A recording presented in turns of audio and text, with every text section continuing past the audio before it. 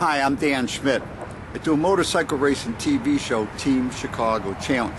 My email is teamdan45@gmail.com. My website is teamchicago.tv. I'm behind the Museum of Science and Industry. Well, today is Thanksgiving 2024. In 1895, on Thanksgiving Day, the first automobile race took place right here in Chicago.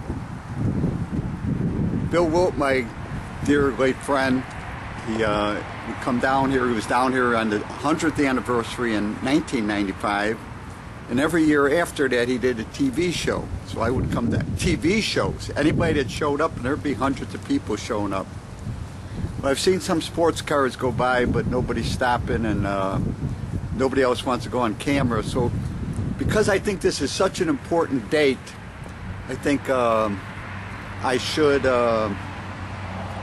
a TV show. I have a lot of footage, interviews with me and Bill, interviews the day on the 100th anniversary, the speeches that were given, and the different shows that Bill did. I have a good number of them. So I'm going to put some clips together and create a show, because this is really an important date in Chicago's history. So I don't want it to pass by without saying something about it. So the rock, they put a rock on at the 100th anniversary in 1995, and the Obama people have stolen it, or the Park District or someone, but I can't get any answers. So this is my show commemorating the first automobile race in the United States of America.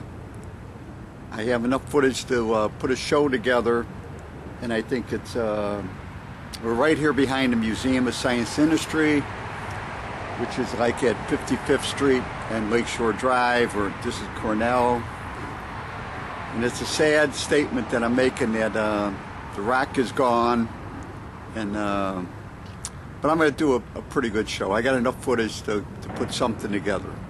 So let's celebrate the first automobile race in America. Don't forget my email, teamdan45@gmail.com, and I'd love to hear from my audience. As we look at the Obama Presidential Library, or the Obama Temple as I refer to it, they have also removed Cornell, and I am put an X on the spot approximately where the rock was. The rock was Wisconsin granite. It had a plaque on it commemorating the first automobile race in the United States of America on Thanksgiving Day in 1895.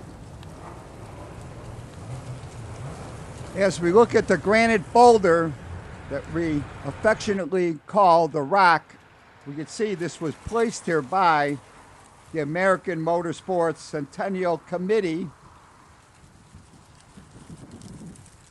And every year since 1995, a great number of motorsports enthusiasts have gathered to celebrate this important date. We now see a few photos from that date in 1895, showing some of the cars that participated in this race. And now we're going to hear a few comments, the highlights of those comments from members of the committee. Good morning, ladies and gentlemen. Because it's a little bit cool still, but a beautiful day for our race, we'll have a very short program. Norman Ross is my name, and it's my real pleasure to welcome you to this 100th anniversary of the day the automobile was introduced to our country, an historic day then, an historic day now. Even Washington, you know, is observing it. The last 5 stamps that are being issued this year are all of vintage cars ranging from 1893 to 1901. At the original race, there were 83 contestants who lined up. Only 6, all equipped with a foghorn or a trumpet in order to let other vehicles or pedestrians know to get out of the way. Only 6 ended up by being in the race. They started up at the starting line. One of them ran into a horse cart in front of the Art Institute, they tell us, and another one crashed into a sleigh. And we're lucky to have with us today the great-grandson and grandson of the winner of that race. It was on a very blustery Thanksgiving morning, 100 years ago today, after a 12-inch snowfall. Only two of the cars, traveling at about 15 miles per hour, made the full 54-mile trip from here at almost this spot to Evanston and back again, both internal combustion vehicles. Now we're going to have the unveiling of the plaque, which was just put on this rock yesterday, a permanent plaque, and we have the great-grandson and the grandson of the winner, Mr. Duryea, of that very first race 100 years ago, if they'll do that. And then we have a couple other things for you, and then we'll start the race.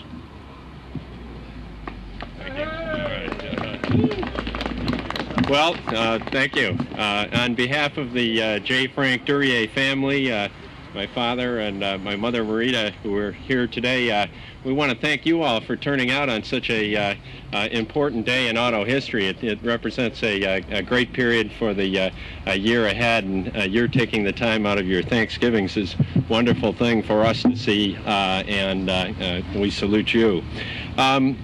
This is an important day in auto history, and it really has been a great month for the Duryea family. We were in New York earlier this month for the unveiling of the commemorative stamp, and today's event ends the month on a real high point, and that is commemorating not only 100 years of automobile racing, but really what historians like Dr. Scharsberg and Tom Rees and some of you here who are here today recognize as the birth of the automobile industry, and really when Chicago introduced America to the automobile.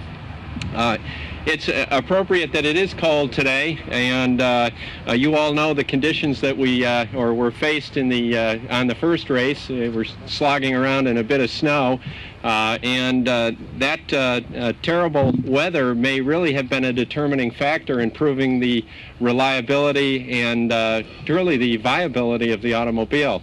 Well, at this point, I feel like I should say, gentlemen, start your engines, but maybe if I can get you up here, Dad, we can unveil the plaque.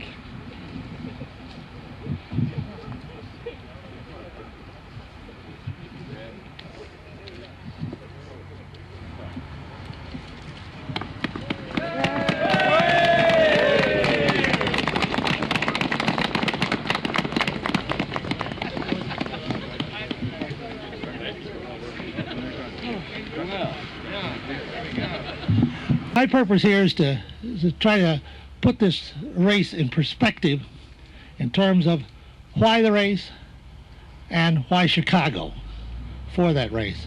My inclination was to really keep it short and say what was the significance of the race. Well, here it is, right here. This is a booklet prepared by Frank Duryea, and it says, when Chicago introduced the automobile to America. That's why the race. This event, more than any other event that occurred at any other time, was responsible for opening the door on the auto age. It began here. It began in Chicago. The great significance of it is precisely that. Nearly every historian, nearly every auto enthusiast dates the auto age beginning in 1895. Herman Colsatt, editor of the Chicago Times-Herald, had the idea for it from watching the race in Paris, and decided that America needed it too. He promoted it, and it started from relatively near here. And with that, I think that's enough. Just remember what Frank said a few years later, the significance of the race, when Chicago introduced the automobile to America. Thank you.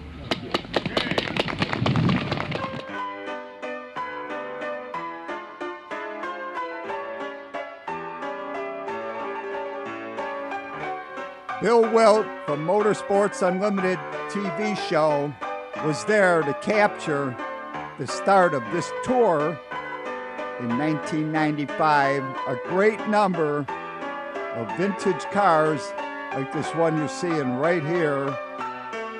And they made the trip from this location, south of the Museum of Science and Industry, to Evanston and back as they followed the route of the original race on Thanksgiving Day, 1895.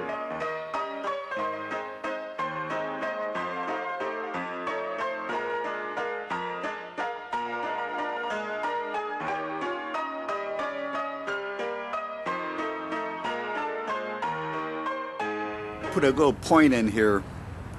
Bob Fioretti was running for state's attorney, and I worked pretty hard on election day to help him, putting signs up, and I did go to a good number of precincts in the 39th Ward.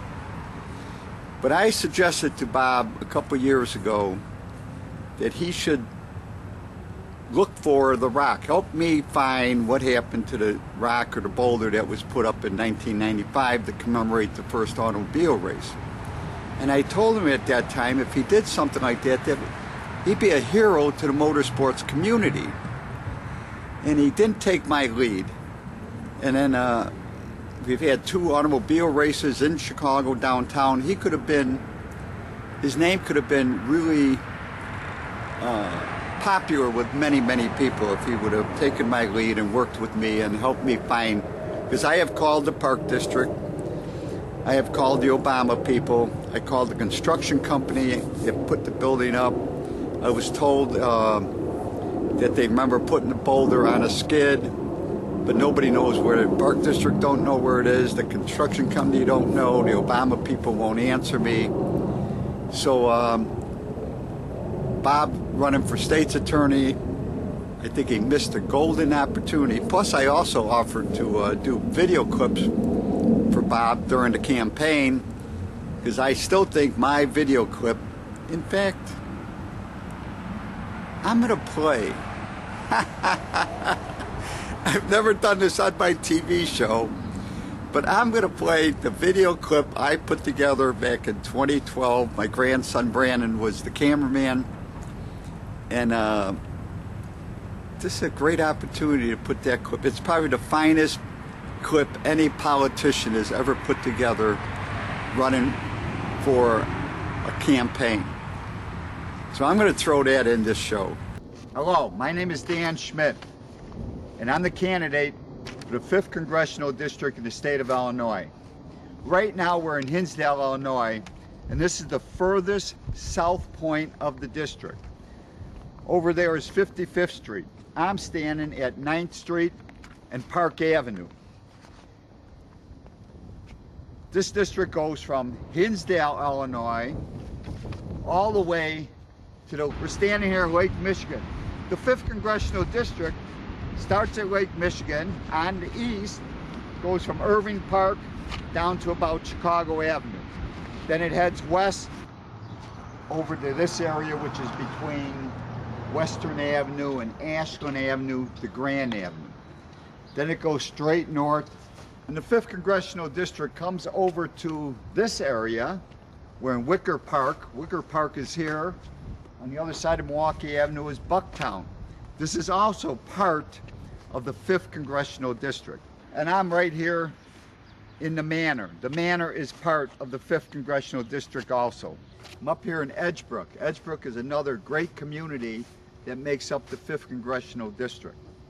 The district runs from the lakefront through Ukrainian Village, Wicker Park, Bucktown, Roscoe Village,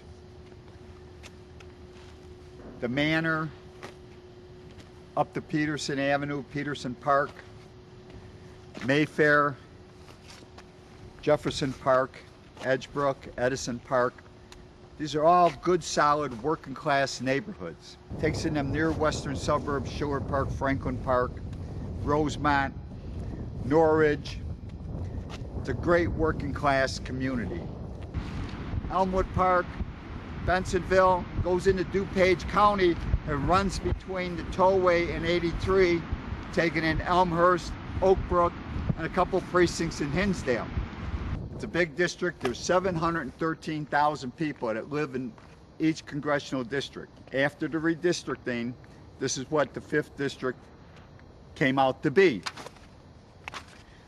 Issues that affect the people in the 5th congressional district, the two major issues that I'm looking at: number one, the out of control spending in Washington, D.C. I firmly believe the federal government can be cut by 10%.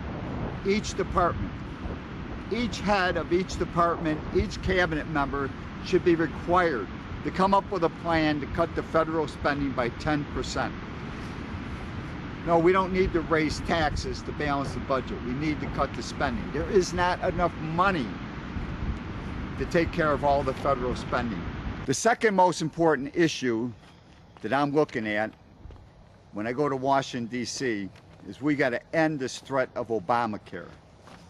National health care is evil. No matter how you look at it, it is evil. Now, why do I say that? You would say, well, doesn't everybody deserve health care?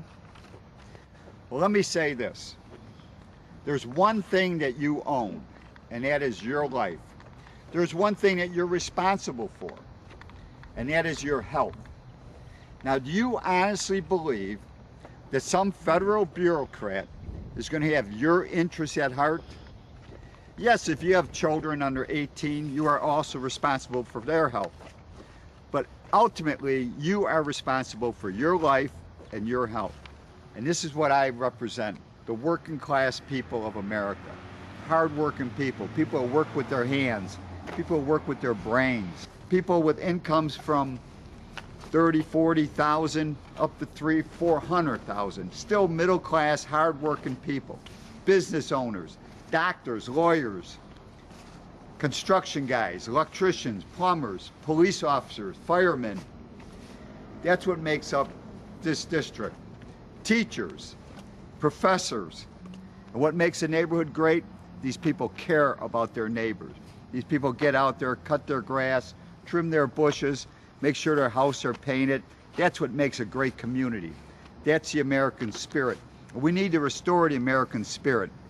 This is what America's all about: the Constitution, the Declaration of Independence, free enterprise, capitalism, but mainly free enterprise is what makes America great. We need to bring back manufacturing. We need to free up the American spirit. We need to balance the budget. We need an energy policy in the United States of America that will free us up from foreign domination. We have enough energy in the United States. We need people that know how things work to set an energy policy. I'm the guy that can go to Washington, D.C. and make a difference.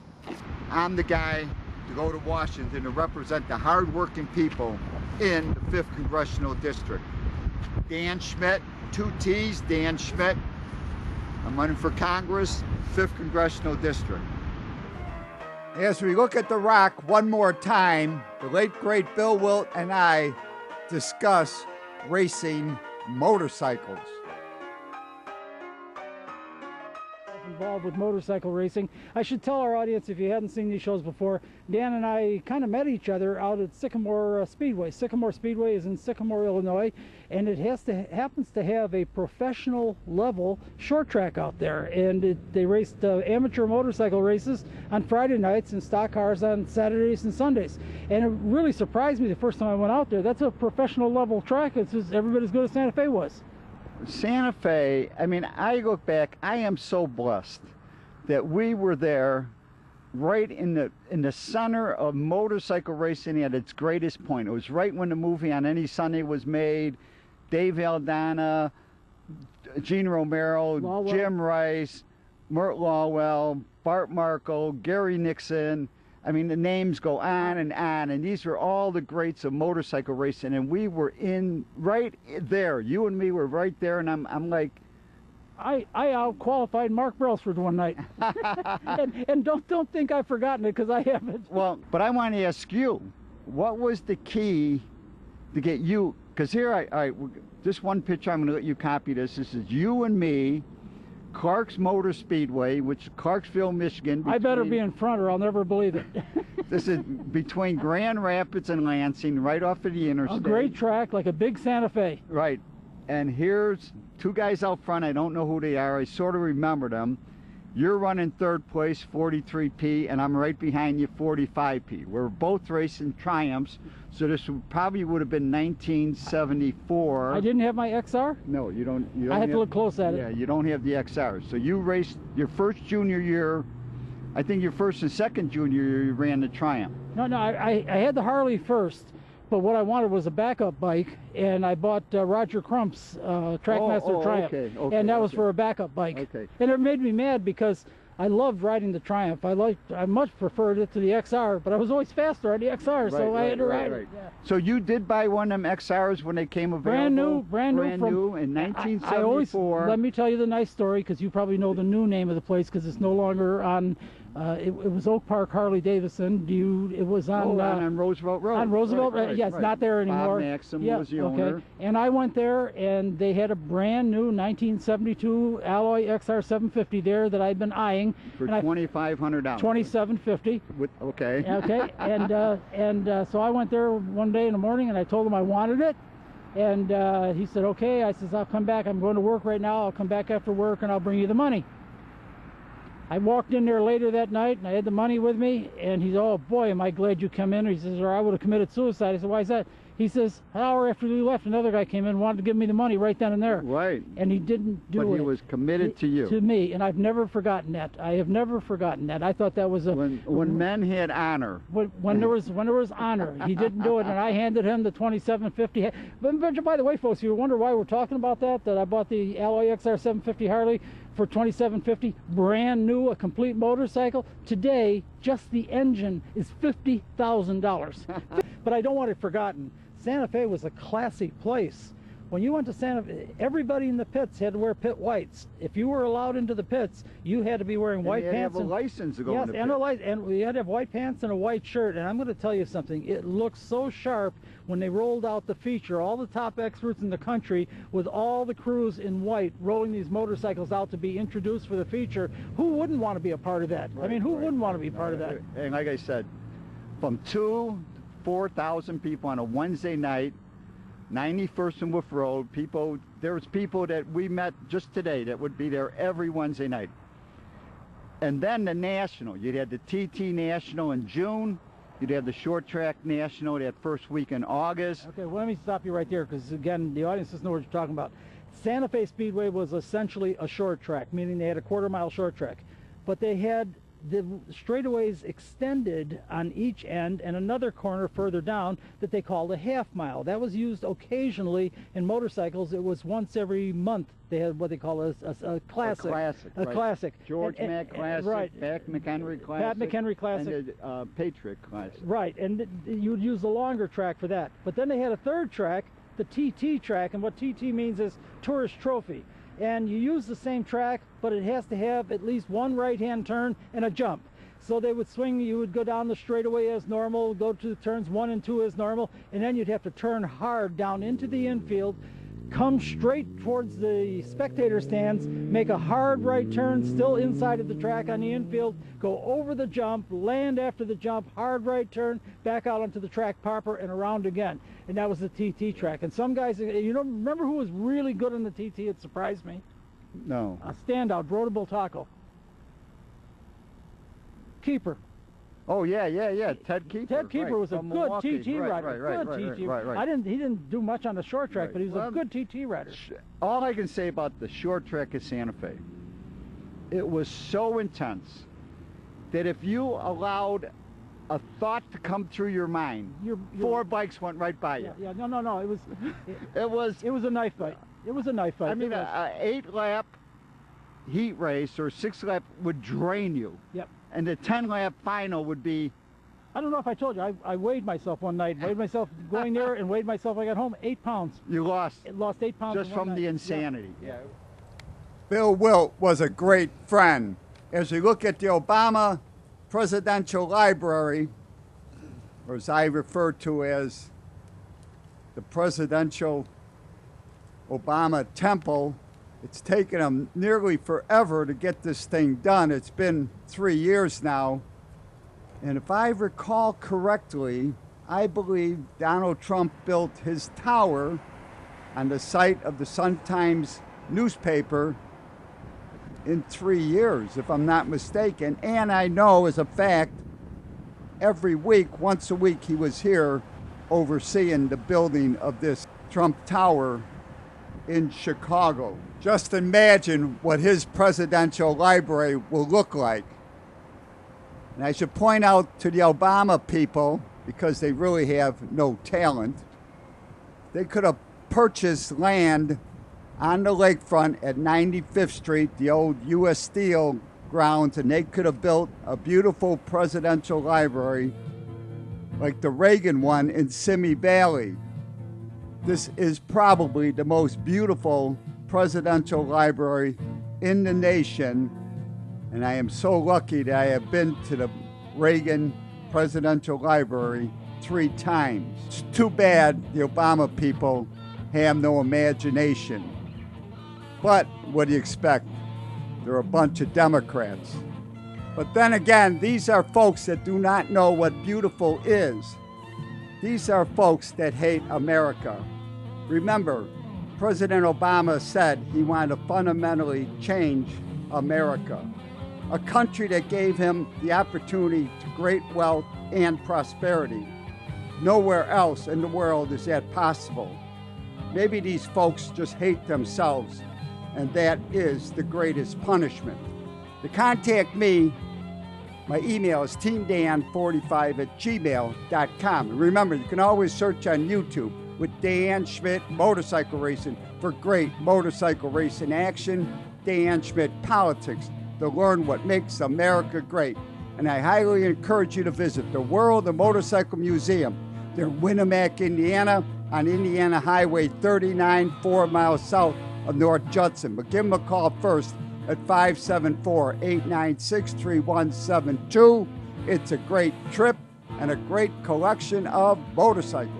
And pick up your copy of the Team Chicago History Package at Rich's Yamaha in Lockport, Illinois. But give them a call first at 815-838-8130. Their website is richesyamaha.com. Pick up your Team Chicago History Package.